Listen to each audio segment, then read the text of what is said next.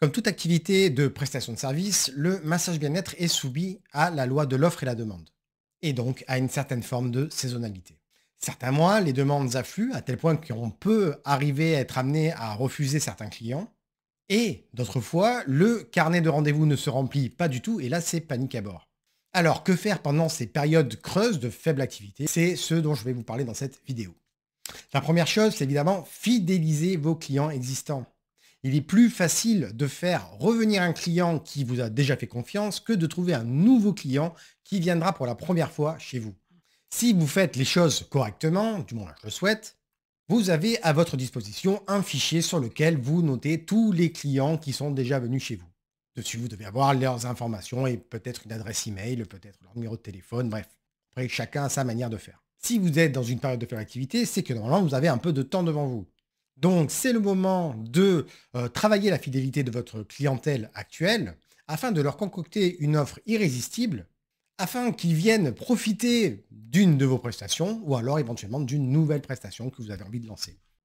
Et dans ce cas-là, il y a plusieurs possibilités. Vous pouvez faire une offre de séance gratuite. Alors certes, point de vue chiffre d'affaires, c'est pas ce qui va faire augmenter votre panier moyen, mais en tout cas, ça peut permettre de faire découvrir aux gens qui vous connaissent déjà de nouvelles prestations, donc générer éventuellement des réservations futures ou des recommandations, mais également de tisser un lien de confiance plus profond avec votre clientèle actuelle. Vous pouvez aussi proposer une réduction exclusive pour les clients les plus réguliers, afin d'à la fois remplir votre carnet de rendez-vous, mais aussi apporter un soin particulier et récompenser les gens qui vous font confiance et qui vous soutiennent.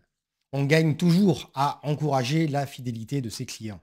Vous pouvez aussi proposer un upgrade de séance. Un upgrade de séance, c'est tout simple, c'est imaginons que pour un massage d'une heure, pour le même prix, vous pouvez faire bénéficier d'un massage d'une heure trente ou de 2 heures. C'est tout simple et c'est aussi très intéressant pour le client parce que ça lui permet de découvrir des prestations beaucoup plus longues ou plus complexes à un tarif beaucoup plus intéressant. Et qui sait, peut-être que même au tarif plein, il reviendra dans un futur plus ou moins proche bénéficier de cette même prestation. Il y a aussi les offres duo ou trio. Dans ces offres-là, en gros, vous encouragez vos clients les plus fidèles de ramener un ou deux amis et lors de la réservation de groupe, donc les 2 ou 3 séances en même temps, vous leur faites profiter d'une réduction exclusive qui, outre le fait de continuer à remplir votre carnet de rendez-vous, et qui permet aussi de faire découvrir votre service de massage par d'autres personnes, par cet avantage direct que pourra avoir vos clients les plus fidèles. Une autre solution, c'est aussi les bonus fidélité. Donc peut-être vous avez mis en place un système de cartes de fidélité où à chaque fois qu'ils viennent, ils ont un petit tampon ou une petite coche et au bout de 5, 6, 7, 10 massages, ils ont quelque chose d'offert ou une réduction importante. Vous pouvez très bien organiser une période sur une durée que vous choisissez, durant lequel les bonus fidélité peuvent être doublés, triplés, quadruplés. Bref, tout autant d'éléments qui pourront encourager la personne à venir réserver à ce moment-là chez vous pour pouvoir atteindre plus rapidement le cadeau promis une fois la carte de fidélité remplie. Vous pouvez aussi proposer une offre bienvenue parrainage. Une offre bienvenue parrainage, c'est tout bête. C'est qu'en gros, si l'un de vos clients actuels recommande votre service et que cette personne vient et réserve chez vous, il y a un avantage, il peut être financier ou alors pour un upgrade de séance par exemple, à la fois pour la personne qui réserve en passant par votre client et à la fois pour votre client, ce qui l'encouragera à faire découvrir vos services à son entourage. Vous pouvez aussi construire des offres saisonnières, par exemple une offre pour préparer la saison hivernale, il fait toujours un peu froid. Ce sont des offres créées par rapport aux saisons, qui sont adaptées à la période dans laquelle vous êtes, comme un massage relaxant l'été ou un massage pré-hivernal pour l'hiver, afin d'attirer les clients et aussi les encourager à revenir régulièrement. Vous pouvez aussi proposer des offres complémentaires. C'est-à-dire que pour l'achat d'un massage, vous pouvez faire rajouter un petit protocole découverte pour une autre technique d'une quinzaine, vingtaine de minutes, ou même une séance complète, pour à la fois apporter un service différent et enrichi à votre clientèle actuelle, et aussi pour leur permettre de découvrir les différentes facettes de vos activités et les services qu'ils n'auraient pas encore testés. Deuxième élément que vous pouvez aussi travailler durant ces périodes de calme, c'est le développement de votre réseau. Parce que ce n'est pas parce que, en tant que masseur bien-être indépendant, vous êtes un travailleur ou une travailleuse indépendante, que vous êtes condamné à rester seul en permanence. Car seul, on va peut-être plus vite, quoi que c'est encore à prouver, mais en tout cas, à plusieurs, on va beaucoup plus loin. Et ces moments de calme peuvent être l'opportunité pour vous de développer des liens avec des autres professionnels ou alors des instituts qui pourront par la suite vous aider à avancer. Car un professionnel ou un organisme de plus dans votre réseau, c'est tout un tas d'opportunités qui peuvent s'offrir à vous. Ça peut être le remplacement d'un professionnel pendant une période donnée, ça peut être des vacances, une maladie, des imprévus. Ça peut être des opportunités de massage duo ou de groupe, d'intervention en entreprise. Ça peut être aussi l'opportunité d'échange de massage afin de découvrir à moindre frais de nouveaux protocoles que vous aviez envie de tester. Et aussi, pourquoi pas, le début de nouvelles relations amicales.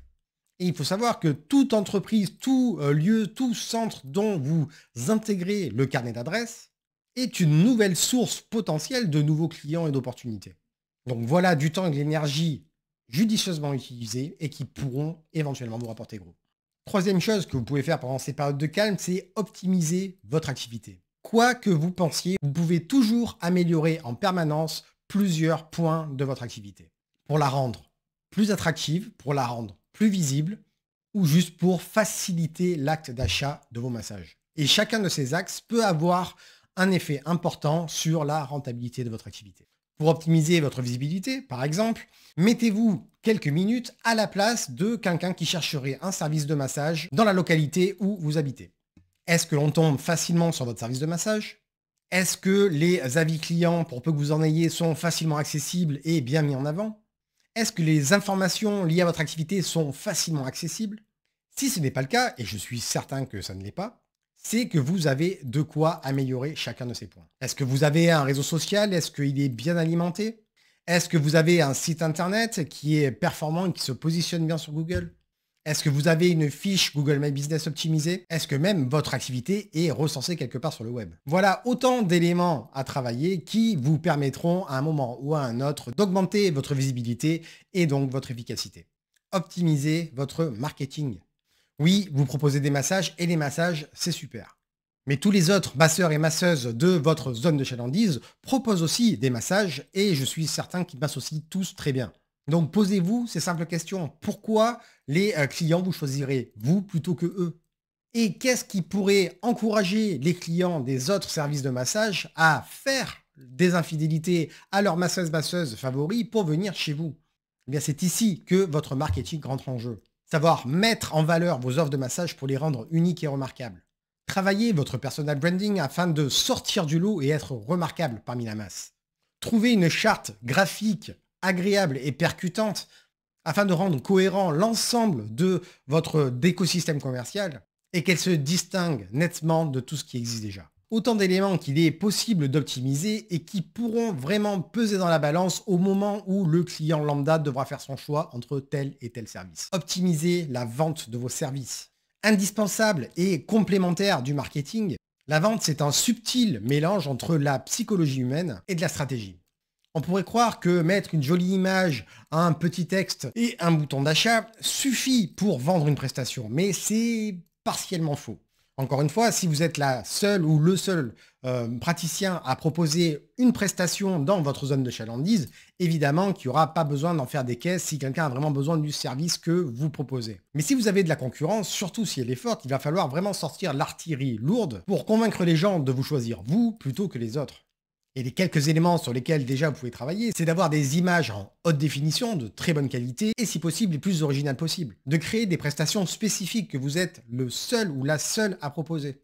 Trouver des arguments convaincants, ciblés pour le type de clientèle avec laquelle vous voulez travailler. Apprendre à créer de l'urgence et de la rareté pour vos offres promotionnelles ou même pour le type de prestations que vous proposez. Et créer des liens entre les diverses prestations que vous proposez afin d'inciter les achats croisés et la réservation de prestations complémentaires. Bref, créer un plan de bataille efficace et cohérent afin de booster vos réservations et vos résultats. Développer vos compétences. Il existe énormément de techniques et de disciplines qui sont associables au massage bien-être. Elles permettent à la fois de vous ouvrir une nouvelle vision sur votre pratique de votre activité, tout en vous permettant d'enrichir les protocoles que vous avez déjà et donc de les rendre encore plus uniques. Que ce soit le shiatsu, la réflexologie, la sophrologie, l'hypnose, l'aromathérapie, la lithothérapie, le reiki, autant d'univers à explorer durant cette période de calme qui vous permettront de mettre en place des séances uniques que s'arracheront vos clients. Vous pouvez aussi apprendre diverses stratégies avec le web notamment qui vous permettent aussi de diversifier vos activités et de faire croître votre entreprise. Offrir des services complémentaires. Ne mettez pas tous vos œufs dans le même panier. C'est une maxime qui est très bien connue et qui est parfaitement adaptée à tous les métiers de prestation de services, comme le massage bien-être. Le fait d'être un masseur ou une masseuse pro ne vous enferme pas dans le carcan de la pratique stricto sensu du massage. Vous êtes libre de faire évoluer votre activité de la manière dont vous le souhaitez. Vous pouvez proposer des techniques connexes, comme celles qu'on a vues dans le point précédent. Vous pouvez proposer des ateliers d'initiation au massage. Vendre des produits liés au massage, comme des huiles de massage, des ustensiles de massage, pourquoi pas. Pourquoi pas même écrire et vendre des livres sur le massage, ou même sur d'autres thématiques, si ça vous intéresse. Devenir un genre d'influenceur ou ambassadeur pour certaines marques et faire de la recommandation de produits. Vendre des créations personnelles, comme des bijoux, si vous êtes intéressé par la lithothérapie, c'est des choses qui peuvent être parfaitement connexes avec le massage. Ou organiser des cures, créer des soins, des coachings, bref, il y a tout un tas de choses à faire. Et chacune de ces options vous permettront à la fois d'enrichir votre activité, d'apporter un service supplémentaire à vos clients, de vous rendre différent et remarquable par rapport à la masse et aussi tout en vous créant des sources de revenus complémentaires.